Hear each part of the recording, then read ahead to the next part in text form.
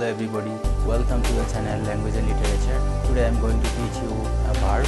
If I go to ask you what is verb, the answer would be like that. Verb carries action of the subject. You are partially right if you give the answer in that way. But verb not only carries the action of the subject, but also it shows the existence or state of being or possession of the subject.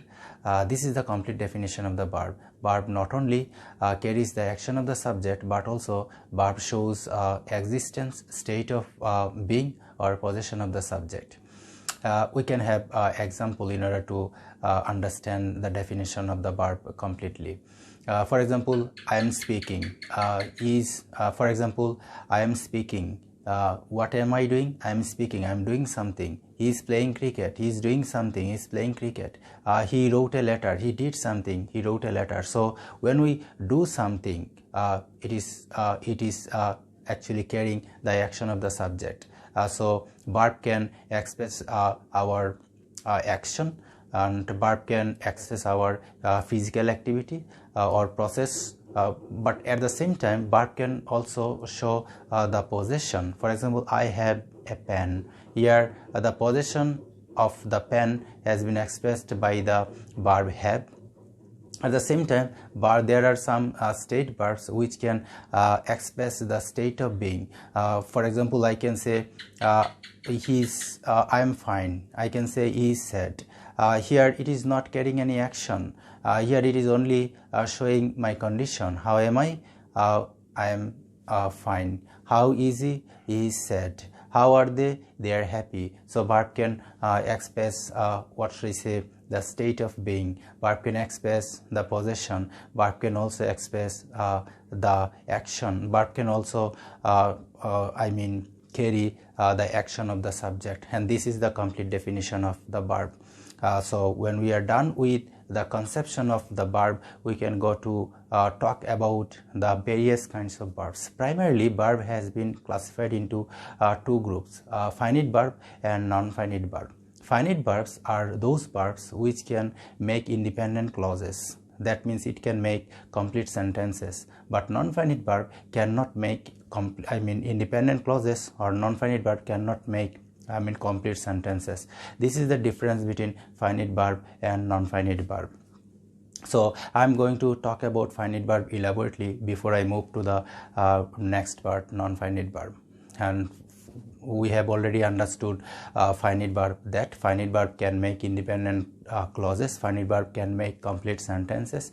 And this finite verb again has been divided into three types: principal verb, linking verb, and auxiliary verb. Principal verbs are such verbs which actually carries the action of the subject, and they are action verbs, they are doable verbs, and this kind of verb is called the principal verb. For example, I am speaking, I am doing something, I am speaking, and he is playing, they are watering in the garden, and he writes a letter. So these doable verbs are the principal verbs. Principal verbs carries the action of the subject. At the same time, principal verbs respond to person and tenses, and these principal verbs has five forms. It has three tense forms. For example, it has present form, it has past form, it has past participle form. At the same time, we can add ing and we can add yes or yes in response to persons. So principal verbs have five forms. And these principal verbs again is of two types. They are transitive verb and intransitive verb. Some doable verbs or some action verbs can have objects, and some doable verbs or action verbs, principal verbs, cannot have objects. And those verbs which have object are called, the verbs which have objects are called transitive verbs, and the verbs which do not have objects are called the intransitive verb. For example, I eat rice. What do I eat? I eat rice. So it has object. Object receives the action of the verb. How can we understand the existence of the verb in the sentence? We can understand it. We can understand the existence of the verb if we put two questions on the verb by what and who. What did I eat? I eat rice. I gave him a letter. Whom did I give the letter? I gave him the letter. So when we get answer to one of these two questions, what and whom, that means in that sentence we have the object. When we have the object, we have the transitive verb, because transitive verbs have the object, but intransitive verb do not have the object. Let's talk about the intransitive verb. I sleep, the sun rises in the east. I sleep, it does not have any object. The sun rises in the east. In the east is not the object, it is the extension. Where does the sun rise? The sun rises in the east. It answers to the question where, not what and whom. So it is intransitive verb. So in a word, transitive verbs have the object, but intransitive verbs do not have the object. So when we are done with the principal verb, we can go to the linking verb. Linking verbs are not action verbs. Linking verbs do not carry the action. At the same time, linking verbs of course do not carry any action, and linking verb are not used with the main verb too. They only show the state of the subject. They only make a relationship between subject and the complement. Complements are not the objects. Complements are the words which complete the meaning of the sentences. For example, I am happy. Happy is not carrying I am happy. Am is not any verb that is actually carrying any action. It is just simply showing how I am happy. He is sad.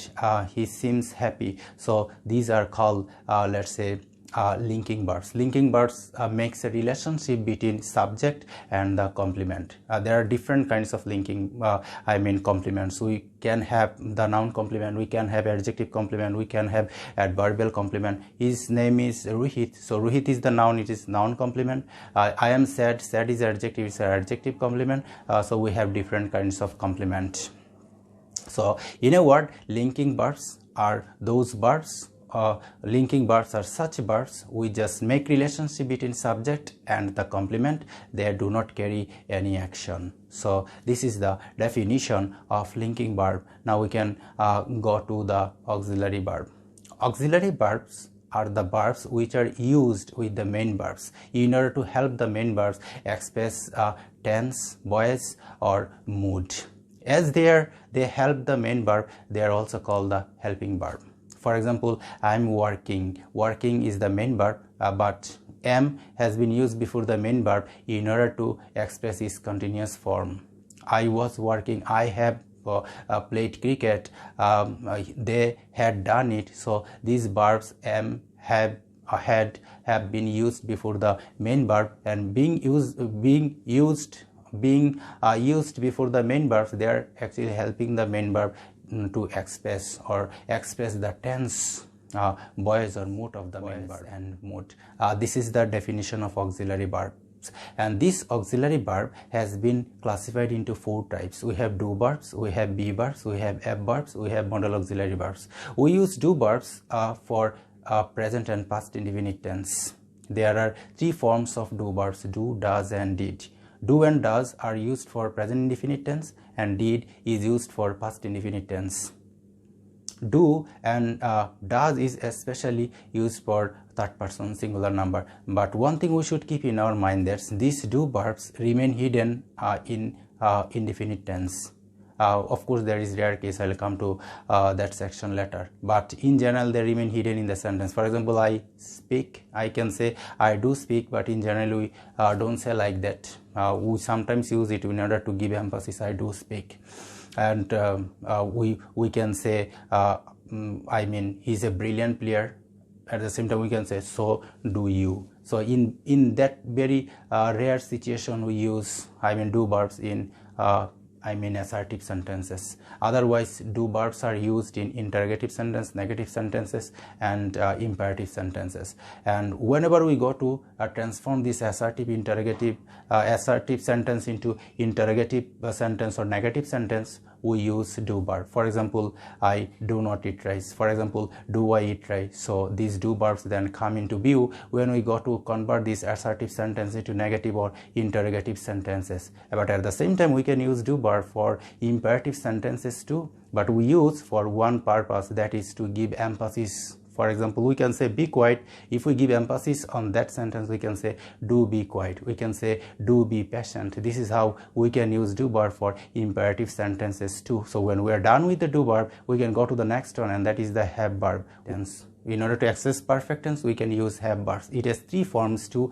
have, has, and had. We use have and has for present perfect tense, and we use had for past perfect tense. And has is especially used for third person singular number. For example, he has done the work.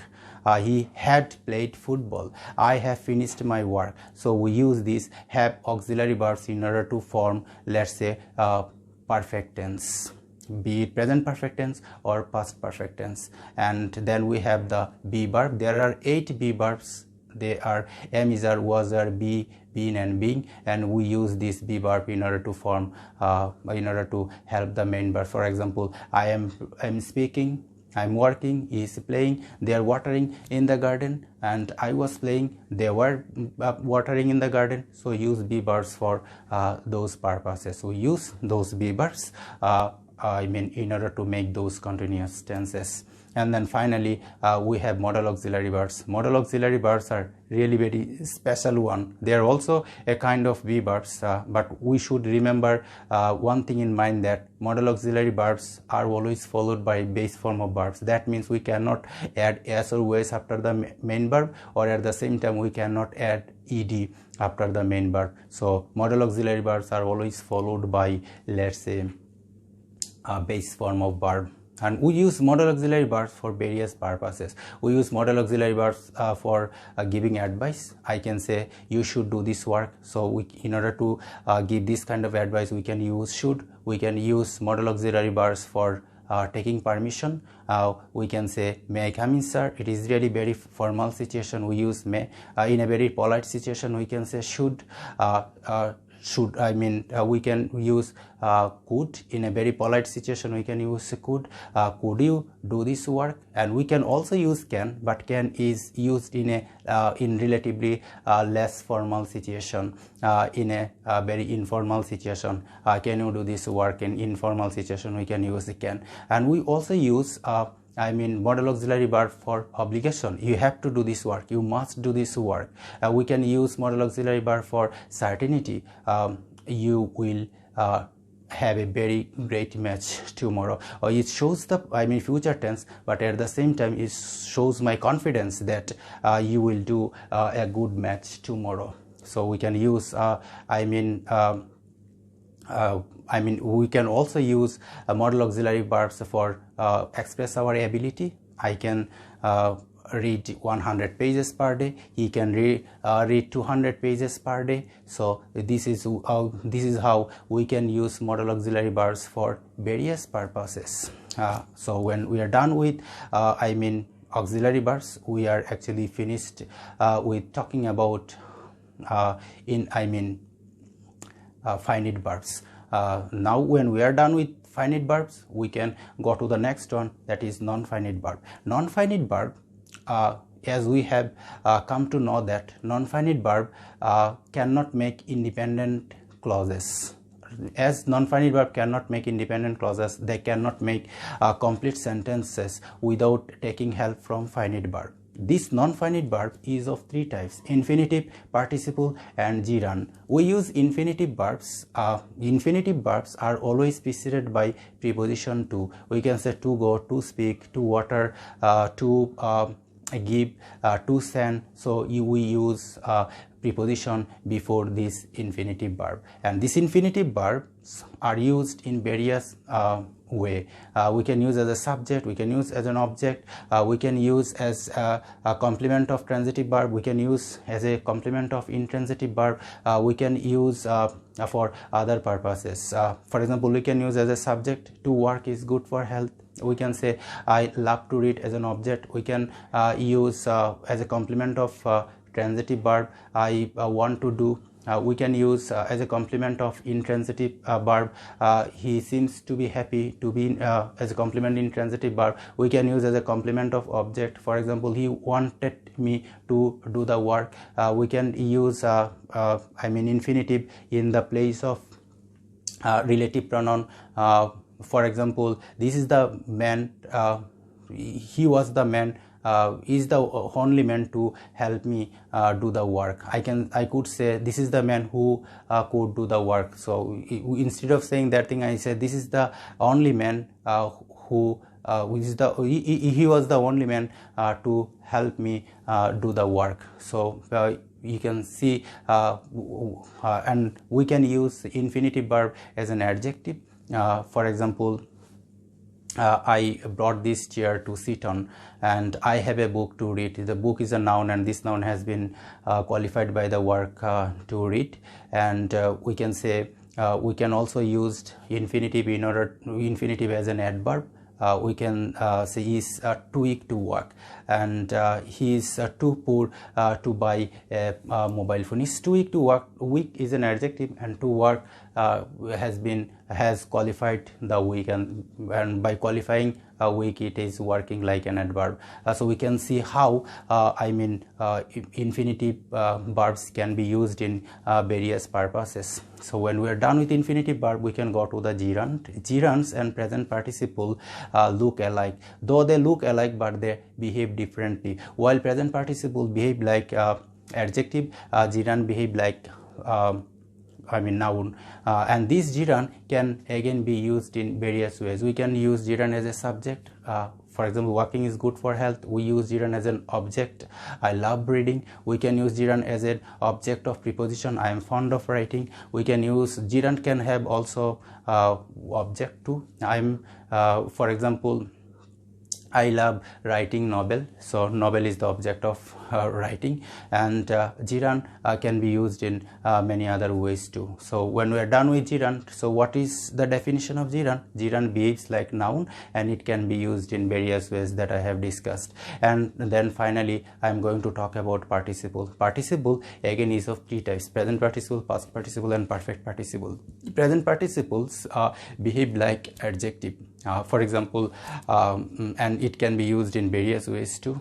It can be used when we go to form continuous tense. I am speaking, they are writing, and in order to form those continuous tenses, we use present participle. We use present participle for attributive adjective. Attributive adjectives means when we use any adjective before noun, it is working like attributive adjective. And predicative adjective means when we use any adjective after the noun, it becomes predicative adjective. So let's have an example of an attributive adjective. This is a charming scenery. So charming has been used before the noun scenery, and it is working or behaving like an attributive adjective. And this scenery is charming. So charming has been used after the noun, and it has become the predicative adjective. And we can use participle, let's say after to have plus object. I have 50 students. Have to have, and then object students, and then waiting. I have 50 students waiting outside the room. So with gerund, participle can also be used after sense verbs. I heard him singing. I saw him dancing. So you can see participles can also be used in many ways. And then we have the past participle. Past participle again can be used in various ways. First of all, past participle can be used as an adjective. You cannot get lost time back. Lost has been used as an adjective, and it is a broken chair. Broken has been used as an adjective. So past participle can be used as an adjective, but past participle at the same time can be used in so many other words too. We can use past participle for making perfect tense. I have finished my lecture. So finished here has been used here as past participle. I can use past participle as a let's say common noun. We should not look down upon the oppressed. So the oppressed has been used as the common noun. We can also use past participle for other purposes too. For example, we can use past participle in passive voice. This chair has been broken, and this glass has been broken by me. So at the same time, we can use past participle instead of passive voice. For he was tortured by Karim and left alone, we can say tortured by Karim, he left alone. So we can see how past participle can be used in various ways. And finally, we have what should I say, perfect participle.